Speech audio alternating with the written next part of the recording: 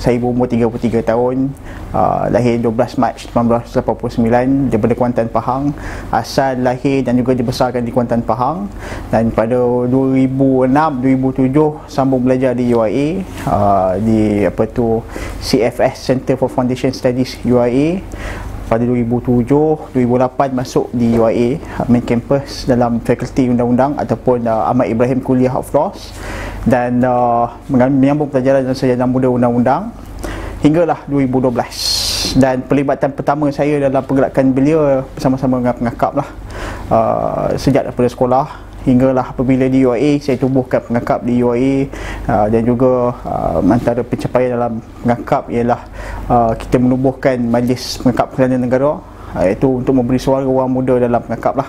Sebelum ini pengakap kita tahu dia tidak ada had umur. So sebelum itu kita tidak ada satu kata badan yang memberi kuasa ataupun memberi suara kepada orang muda.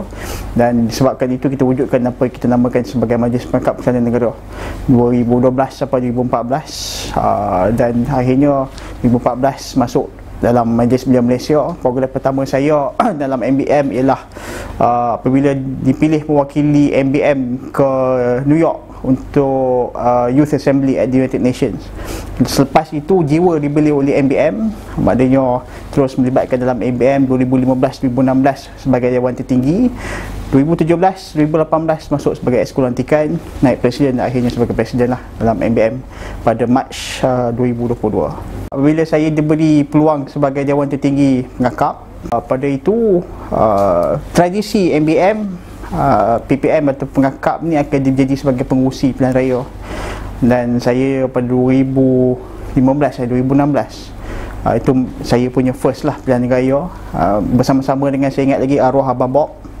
Abang Bob lah yang mengajar semualah macam mana untuk menguruskan pilihan raya dan sebagainya.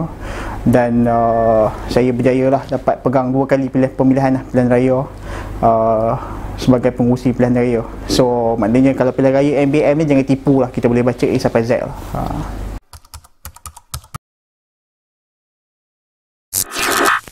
Saya menyertai pengakap pertamanya kerana pengaruh abang. Arwah ayah saya pun pengakap, arwah mana abang-abang saya pun pengakap. Kempen pertama saya umur 6 tahun. Dan antara kelebihan ataupun ayah saya ni pun memang orang yang adventurous. Dia kalau dulu kalau ada musim, kalau bulan 8 itu dia waktu menembak, musim menembak burung punai. So selalu ikut lah ayah pergi menembak, pergi berkemping, pergi menjala ikan. Umur 6 tahun, 7 tahun memang dah biasa dengan pergi outdoor lah. Program pertama, kemping pertama 6 tahun di sekolah SK Ahmad di Pekan. Saya ingat lagi 6 tahun masa tu ikut abang punya kemping pengakap. Dan start pada situ kita dah start dengan pengakap. Darjah 4 dah start dengan pengakap. Dan darjah 6 jadi pengurusi pengakap di sekolah. Keris emas ni anugerah tertinggi lah untuk mengakap kanak-kanak. Masuk ke SABS, Sekolah Menengah Sultan Abu Bakar, masuk lagi pengakap dan juga menjadi pengurusi untuk SABS Troop 10 ataupun kumpulan 10 pengakap. Masuk UIA, kita nampak UIA dulu ada pengakap lah, tapi dia slow. So kita wujudkan mula, kita tubuhkan sebulik-balik pengakap. Dan akhirnya kita wujudkan KLKM UIAM. Dan antara kelebihan ataupun kekuatan yang ada pada UIA itu ialah kita ada ramai international student. Dan antara kelebihan adalah KLKM UIA telah dipilih sebagai pusat kepada International Union of Muslim Scouts. Maknanya pengakap di bawah OIC, di bawah IUMS ni dan sebagainya lah. So pengakap membentuk saya menjadi pemimpin. Dalam pengakap ini kita ada panggil, kita namakan sistem troop, sistem patrol. Maknanya setiap orang dia beri ruang dia jadi pemimpin. Setiap bulan kita akan bertukar ketua patrol, penolong ketua patrol, bendahari, quartermaster, QM. So kita akan belajar daripada menjadi QM, macam mana nak buat storm, macam mana nak simpan kata barang-barang. QM, quartermaster. Quartermaster ni orang yang simpan kata barang-barang untuk troop lah, kumpulan. Macam mana nak simpan kemah, kita macam mana kita nak buat lock barang. Kita belajar daripada awal. Maknanya lepas tu jadi penolong ketua trup ataupun penolong ketua petrol, kita belajar macam mana nak nguruskan kumpulan. Ketua petrol, anda menganggap satu petrol ni dalam 10 orang. So kita belajar, kita kumpul sesama kita. Dan bila sampai ketua petrol, dan di kalangan ketua petrol dia akan lantik pula seorang untuk jadi pengurusi ketua-ketua petrol sebagainya, ketua trup dan sebagainya. So kita latih daripada kepimpinan di situ. Kita belajar macam mana nak bercakap depan orang, kita belajar macam mana menguruskan organisasi daripada kecil daripada sekolah rendah hinggalah sekolah menengah, universiti dan sebagainya lah. So itu antara kelebihan pada UIA, pada pengakap lah. Dan juga antara kelebihan lain pengakap ni di international. So saya dah pergi belasan negara-negara melalui peluang daripada pengakap lah. First program saya ialah di Jepun, umur 18, 17. Lepas tu kita pergi banyaklah program-program terbangsa, pergi mewakili Malaysia di peringkat Asia Pasifik hinggalah di peringkat dunia. Di Slovenia saya pergi mewakili Malaysia ke World Youth Forum di Slovenia dan sebagainya lah. So maknanya peluang itu banyaklah pengakap. Macam tu di UIA lah, di MBM. Yang mana MBM ni kita tahu kita punya networking jaringan tu besar dengan antarabangsa kita ada AYC, CYC dan sebagainya lah. So itu yang membentuk dan juga melahirkan siapa yang anda lihat pada hari ini lah.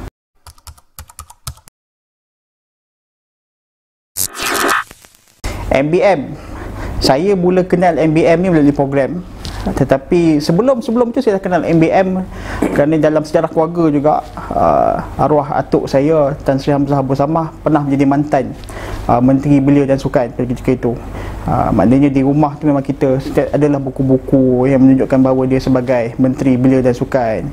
Rancangan Tanah Belia, Tanah Pemuda semasa arwah menjadi Menteri Belia dan Sukan. Dan daripada situ kita dah kenal MBM lah daripada kecil. Cuma kita tak tahu macam mana apa fungsi MBM dan sebagainya. Dan apabila kita tengok MBM ini, so saya kenal MBM sejak daripada kecil sampailah menjadi Ketua Dewan Tertinggi dan sebagainya. MBM ini ialah satu organisasi yang mana kita merupakan badan induk yang telah dinyatakan dalam Akta 668 lah, Akta Pembangunan Belia dan Akta Pertubuhan Belia dan Pembangunan Belia, yang mana dalam akta itu menyatakan secara jelas spesifik bahawa Majlis Belia Malaysia adalah pertubuhan induk kepada semua pergerakan belia dalam Malaysia. Dan satu perkara yang special lah, satu perkara istimewa, yang mana dalam akta itu disebut satu pergerakan, satu pertubuhan yang bukannya agensi kerajaan. Kita adalah satu NGO, pertubuhan bukan kerajaan, tapi dinyatakan dalam akta menyatakan bahawa kita ini adalah badan induk. Itu menunjukkan peri pentingnya MBM ini dalam pembangunan belia. Dan MBM ini sudah wujud sejak pada 1948.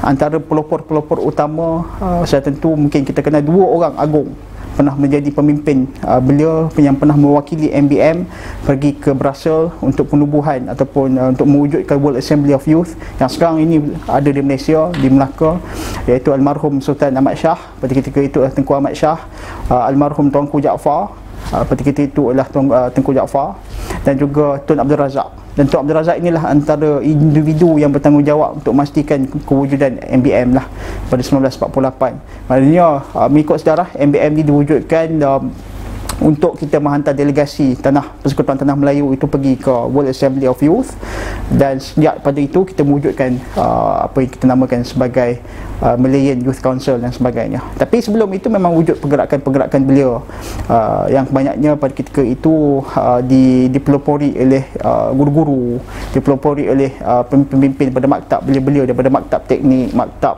pertanian dan sebagainya. UPM sekarang ini dikenali sebagai UPM, maktab teknik dikenali sebagai UTM. Dan sebelum itu pun semasa zaman pemerintahan British memang dah wujud pergerakan belia. Pengakap contohnya antara yang terawal dah berusia 120 tahun di Malaysia. Boys Brigade, Girls Brigade, ini antara pertubuhan-pertubuhan yang telah wujud sejak sekian lama lah. Dalam pertubuhan belia pula GPMS, Gabungan Pelajar Melayu Semenanjung, umurnya hampir sama dengan MBM. Maknanya sebelum kemerdekaan lagi GPMS ni telah bersama-sama menggerakkan pergerakan belia dan sebagainya lah. So MBM ini wujud pada awalnya pada sejarahnya ialah untuk menghantar delegasi ke WEI dan sebagainya. Dan bila kemerdekaan kita mewujudkan apa yang nama sebagai kata MBM yang dikenali pada hari inilah. Yang sekarang ini kita ada 39 badan gabungan yang terdiri daripada beberapa segmen. Kita ada segmen daripada pertubuhan beliau, macam saya katakan tadi, pengakap dan sebagainya, ada 6. Kita juga ada pertubuhan sosioekonomi seperti GPMS, 4B, MAYC dan sebagainya lah.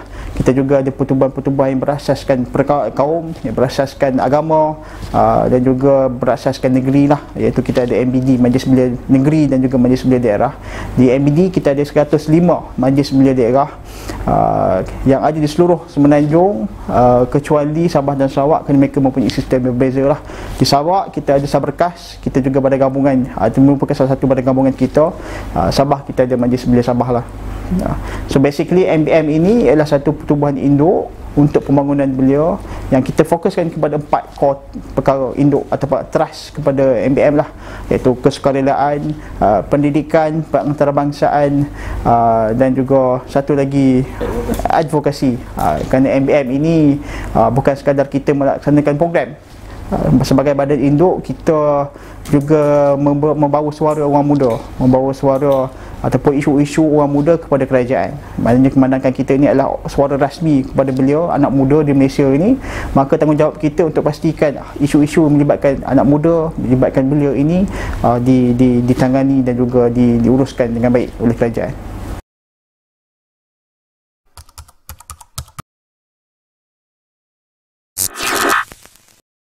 Kalau kita cakap tentang Akta 668 ni, sudah tentulah banyak polemik dan sebagainya. Tapi kita suka ataupun tidak, perubahan akan berlaku. Perubahan bawah 30 ke 35 ke 40 ke, itu isu lain lah. Tapi kita kena terima bahawa zaman dah berubah. Kita kena terima orang muda sekarang ni dah lebih mature, dah lebih matang. Itu perubahan yang MBM kena terima, persatuan-persatuan ataupun badan-badan gabungan kita kena terima, bahawa orang muda sekarang ini mereka lebih ingin didengari. Di luar negara 32 tahun dah jadi Perdana Menteri. Sana Martin daripada Finland dah umur 32 dah menjadi Perdana Menteri. Kenapa di Malaysia 32, 33 baru jadi pemimpin dalam persatuan beliau? Itu fakta yang perlu kita terima, bahawa perubahan dah berlaku dalam dunia. Kerajaan ataupun masyarakat Malaysia sudah mula menerima pemimpin-pemimpin muda. Itu antara perkara yang harus kita lihat lah.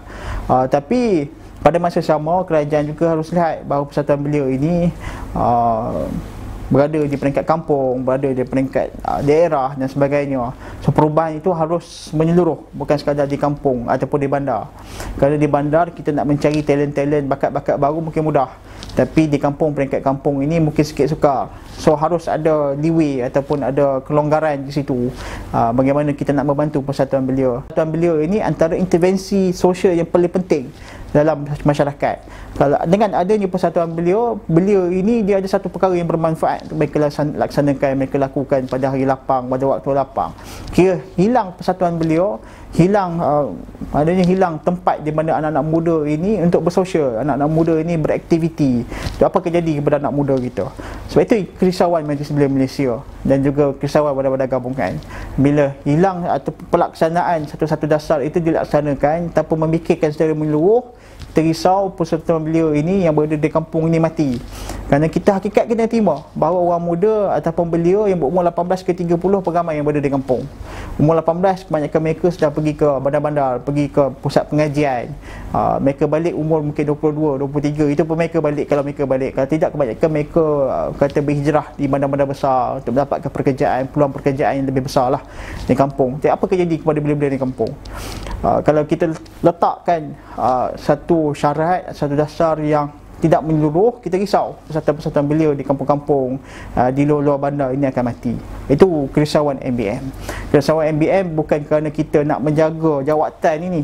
MBM telah menunjukkan kata komitmen bila melantik ataupun kata memilih saya sebagai presiden. Umur 33 tahun menjadi presiden, satu perkara yang unprecedented dalam sejarah Majlis Belia Malaysia. Tak pernah berlaku bawah 35, 36 tahun menjadi presiden MBM. Tapi itu menunjukkan komitmen kerajaan, komitmen MBM. Kita cuba ke arah tersebut. Tetapi kita perlu lihat secara menyeluruh, bukan sekadar di peringkat kebangsaan. Kerana kata pool di peringkat kebangsaan mungkin ramai, ribuan, puluhan ribu yang boleh kita tap untuk menjadi pemimpin di peringkat kebangsaan. Tapi yang kita risaukan di peringkat negeri, di peringkat daerah, apa akan jadi kepada beliau-beliau di daerah, beliau-beliau di kampung sekiranya dasar ini dilaksanakan tanpa memikirkan secara keseluruhan, tanpa memikirkan berapa ramai beliau-beliau kita di kampung, tanpa memikirkan berapa ramai bila kita sanggup untuk memegang jawatan dan sebagainya. Ketika umur 20 ke 30, kita tahu kebanyakan belia kita sibuk untuk mencari kerja, sibuk nak berkahwin, sibuk nak kumpul harta, sibuk nak beli rumah. Adakah masa mereka ada masa untuk mereka untuk berpersatuan dan sebagainya? Kita cakap tentang belia profesional contohnya, doktor, mereka habis belajar umur 27 tahun, 26 tahun, 2 tahun lagi untuk housemanship. Mereka habis belajar dalam 27, 29 ataupun 28. Bila masa mereka nak berpersatuan beliau? Sedangkan mereka ni krim, dia lah krim antara kata belia yang patut kita masukkan dalam persatuan belia dan menyumbang balik.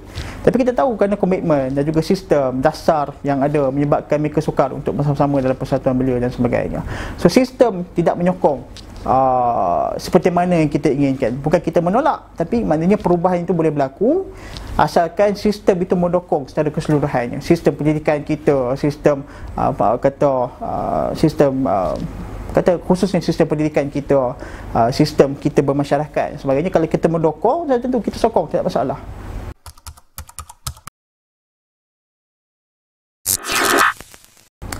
Top 3 bagi saya, yang pertamanya Tun Abdul Razak. Bagaimana Tun Abdul Razak mengambil kerajaan ataupun mengambil alih negara dalam keadaan kacau bilau, dan dia telah berjaya mengubah Malaysia ni sebuah negara yang kata menerima perpaduan dan sebagainya. Dan macam mana usaha almarhum Tun Abdul Razak untuk memberikan kata kek ekonomi itu bukan sekadar dirasai oleh kata rakyat di kampung, di bandar, tapi juga di kampung. Bagaimana Tun Abdul Razak mewujudkan Felda, bagaimana Tun Abdul Razak usahanya untuk membangunkan kata negara itu secara keseluruhannya. So, dan juga kita tahu Tun Abdul Razak ni antara pemimpin yang kata selfless. Sampaikan ada penyakit pun mereka, Tun almarhum tidak menceritakan kerana risaunya kepada rakyat dan juga negara. Itu orang kata negarawan, statesman yang jaranglah yang kita dapat. Yang kedua, mungkin juga kita boleh terima pemimpin-pemimpin yang tidak semestinya di Perdana Menteri, Tun Ghaffar Babar dan sebagainya. Tapi bagi saya, top 3 itu banyak. Bagi saya Tun Abdul Razak itu antara pemimpin yang harus kita institusikan, yang harus kita lihatlah bagaimana. Dan juga Tun Abdul Razak juga menyokong dan juga meraihkan orang muda. Kabinet Tun Abdul Razak ini dipenuhi dengan orang muda. Kerana soalan Tun Abdul Razak, orang tu layak ataupun mampu untuk buat kerja ataupun tidak. Dia tidak melihat kepada umur, tidak melihat kepada senioriti, tapi dia melihat kepada bakat, talentism yang ada, ataupun kata melihat kepada bakat seseorang, bukan melihat kepada senioriti, bukan melihat kepada sama ada dia ni ketua bahagian ke, ketua pemuda ke, tidak, tapi dia lihat orang tu boleh buat kerja ataupun tidak. So Tun Abdul Razak bagi saya ikon yang harus orang muda lihat dah. Dan juga sejarah Tun Abdul Razak tu harus kita sebarkan kepada orang muda lah.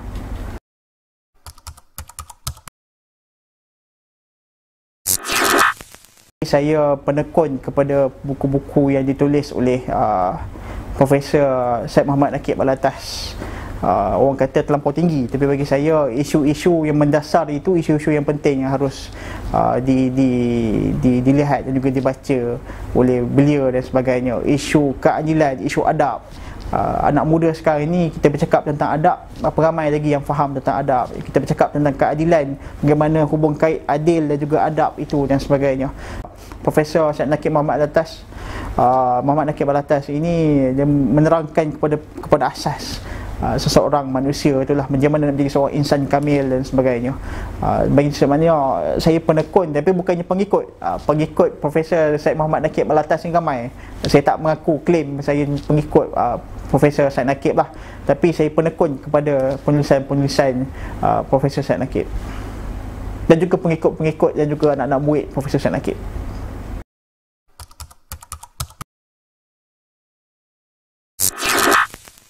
Mungkin Rusia, sebab persepsi persepsi orang kepada Rusia ni ialah negara yang mundur dan sebagainya. Ramai yang tak tahu Rusia ni satu empire besar dulu di bawah Tsar, di bawah empire yang besar Rusia, bagaimana antara sehingga ini menjadi negara terbesar dunia. Ramai yang tak tahu bahawa Rusia ini ada satu kebudayaan peradaban yang besar. Yang kita tahunya Amerika, kita tahu yang lain lah. Yang kita nampak Rusia ini bagi saya dia ada kesusastraan dan juga yang kesenian yang jarang kita tahulah. Rusia dan juga contohnya orang kata Paris ni antara bandar yang tercantik. Tak, bagi saya Saint Petersburg mungkin bandar yang tercantik lah di Malaysia, di dalam dunia antara lah yang tercantik. Yang keduanya mungkin saya pergi negara tu mungkin yang saya ubah lah Korea contohnya. Korea bukan sebab saya K-pop punya fan ke apa ke, tapi Korea ini bagaimana kita tengok Korea ni negara yang berada di tengah dua empire besar ataupun dua negara besar, Jepun dan juga China. Korea ni sering menjadi negara belasahan lah, sama ada dijajah oleh China ataupun dijajah oleh Jepun. Tapi kita tengok sekarang ni Korea ni mampu bangkit antara negara yang termaju di dunia. Bagaimana dia membangun sebuah negara yang miskin, antara negara termiskin dunia disebabkan perang saudara ataupun perang antara Korea Utara dan Korea Selatan, menjadi sebuah negara big empire ataupun jadi sebuah negara yang majulah pada hari ini. Bagi saya Korea sejarah yang patut kita belajar. Sejarah bagaimana sebuah negara, sebuah bangsa yang selalu jadi dijajah akhirnya menjadi sebuah negara yang sekarang ini kita kenali sebagai negara yang terkehadapan dalam teknologi dan sebagainya. Dan hakikatnya Korea belajar daripada Malaysia. Korea belajar datang ke Malaysia semasa zaman Tun Razak, semasa zaman Tun Husion. Mereka belajar bagaimana kita menguruskan Felda, kita belajar macam mana kita menguruskan negara kita pada ketika itu. Akhirnya mereka bawa dan mereka bangkit di sebuah negara besar. Maknanya ada sejarah terkait Malaysia dan Korea yang boleh kita belajar. Dan juga kata peradaban Korea itu pun, kita mula-mula ingatkan Korea ni tak ada sejarah yang panjang, tapi kita bila pergi sana kita tahu bahawa Korea ni antara mempunyai peradaban yang tinggi jugalah. So Rusia dan juga Korea yang saya nampak jarang kita kita baca, yang jarang kita perbincangkan, tapi dua peradaban dan juga dua empire yang harus kita ambil tengok lah dan sebagainya.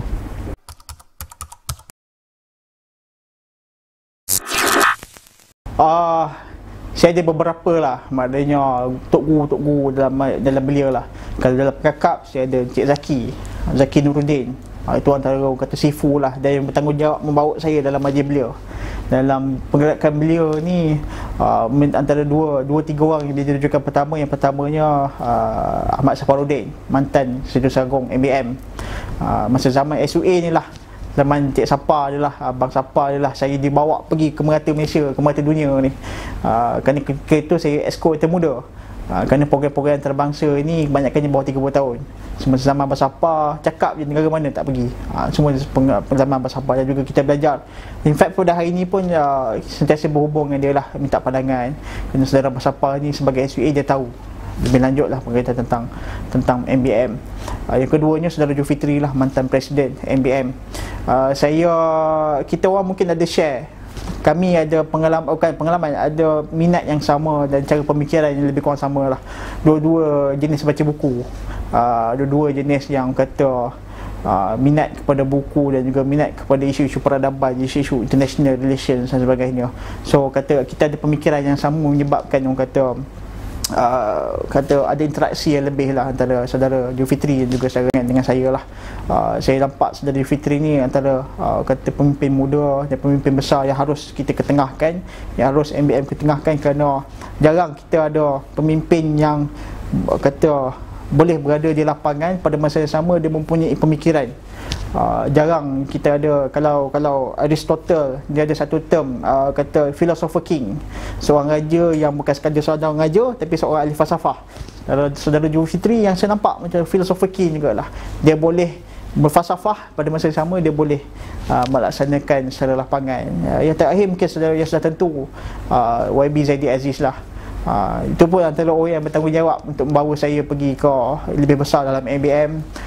Sentiasa memberi nasihat, yang memberi menyokong, menegur pun banyak, Tapi saudara Abang Zaidi ataupun YB Zaidi ni, kita tahu orang, kalau orang tak kenal nampak garang, tapi bila orang kenal memang dia garang, tapi garang itu bermakna dan garang itu ada unsur nasihat lah. So 3 orang ni yang menjadi rujukan utama saya lah dalam pergerakan beliau, iaitu Ahmad Saparuddin, Julfitri Johar dan juga Zaidi Aziz.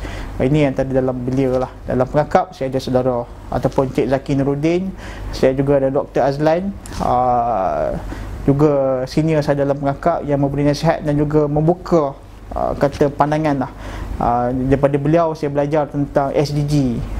Sebelum pada beliau saya belajar tentang MDG, Millennium Development Goals. Sebelum SDG ada MDG. Daripada beliau kita belajar tentang pengurusan yang lebih detail dan sebagainya lah. So 5 orang ni lah yang saya anggap antara pemimpin yang menjadi rujukan utama saya.